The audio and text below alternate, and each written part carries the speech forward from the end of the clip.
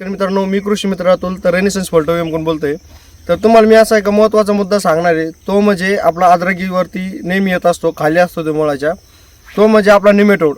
तर निमेटोड तुम्ही बघू शकता, आपण असा निमेटोड असतो की हा अशी व्हाईट रूट असते, त्या रूट्सला अशी आपण जेव्हा असं करतो तर तेव्हा ती रूट्स प्लेन दिसत नसते. तर त्याला थोड्या अशा गाठी येत असतात म्हणजे त्याला काय म्हणतात, निमेटोड.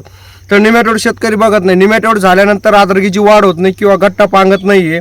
अशी त्या प्लॉटला 100% निमेटोड असणार म्हणजे असणार. तर तुम्ही बघू शकता, अशी व्हाईट रूट्स आहे, रूट्स पांगलेले पण नाही आणि या रूट्सला पुरा निमेटोड झालेला आहे. अशी गाठी लागताय डायरेक्ट हाताला, अशी प्लेन अशी मूळ नाहीच आहे अद्रकीची.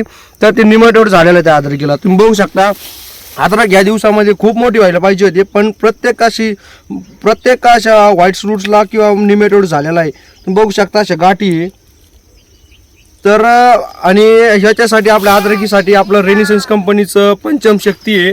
5 लिटरची कॅन आहे. समजा ती कॅन अशी सुंदर एक असा नंबर 1 रिझल्ट आहे पंचम शक्तीचा.